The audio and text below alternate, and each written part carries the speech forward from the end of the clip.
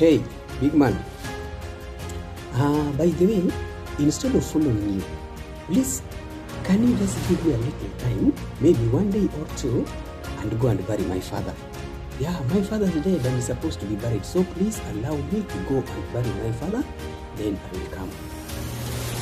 Then the big man told him, what do you mean? You follow me, let the dead bury themselves. No need of going back there. You follow me, let the dead bury themselves. Then the man was like, what do you mean? This is my father, and my father is dead. I have to be there, like the son. I have to be there. I have to bury my dad. I have to mourn with our mourning. I have to stay around. In fact, testimonies, I have to give testimonies because this is my dad we are talking about here. The guy still insisted, follow me and let the dead bury themselves. Now,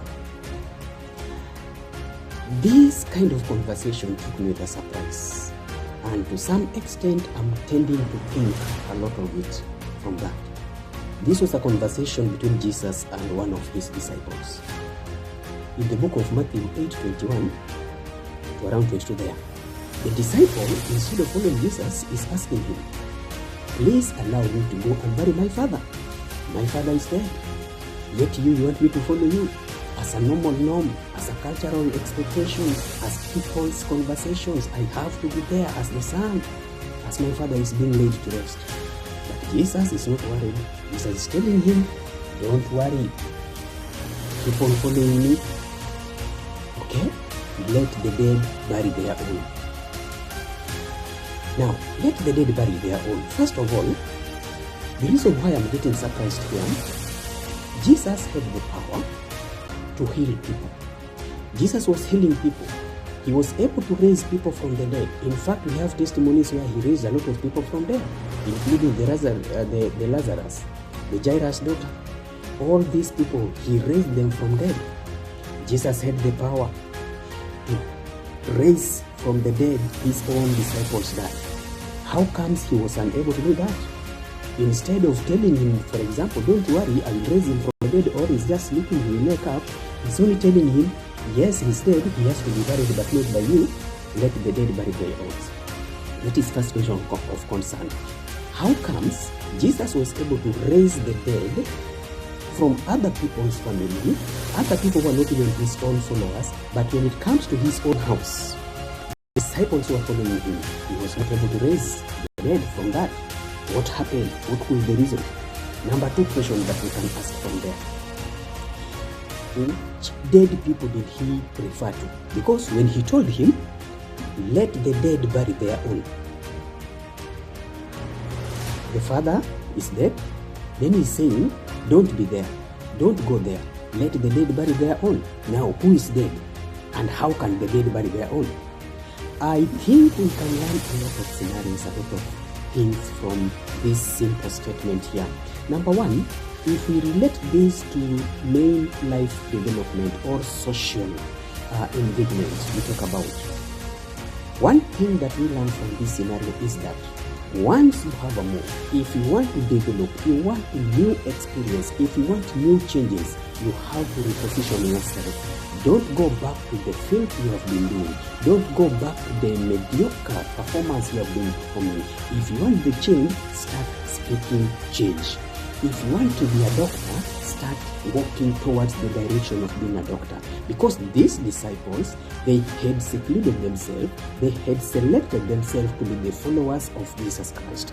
It means that the way of life, the kind of life had to change from the norms to the abnormal one or to the new scenarios. So going back to bury the dead just because it's a requirement was out of talk here, according to Jesus. You want change? You want new kingdom? Want new system? Change. So even you, I'm talking to you there. If you want personal development, sometimes it involves changing the positions.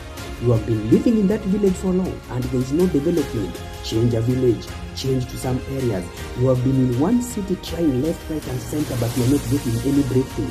Change to a new city. I know it is difficult to have a new beginning because still you will be culturally cocooned in your circumstances, especially the cultural requirement. But Jesus is telling you here, let the bygone be the bygone. Let the rooted things remain there. If you want change, you have to change. And that's why we say, if you are a performer, you have been working in a certain scenario, you have been rotating or circumlocating within the same area, and you want change, you will not get change in the same position. Try and get dimension. You have been doing a lot of mistakes, yet you still maintain the same principles and systems, and you need a difference. It is not going to happen until you change your ways of talk, you will change your ways of behavior, you will change your ways of dress code, you will change your working system, you will change your work hours, you will change your friends, even families. It involves like that. You cannot develop, you cannot be a new person, you cannot be a new change while maintaining the old things around you. Think about that. That is the book of Matthew chapter 8 verse 21 to 22. Jesus telling the disciples, no going back, let the dead bury themselves. Wherever you are, there are a lot of dead people around you. Wherever you are working, there are a lot of dead stock around you. The system is rotten. The system is hijacked. For you to be a new creature, for you to be a new performer, you have to be in a new system, in a new kingdom where new principles are followed. And you will see a change. See you next time. Thank you for following me. This is my TikTok. Please press that button to follow me. YouTube, you can get full videos in YouTube. My YouTube is called My Class Channel. Not My Classroom.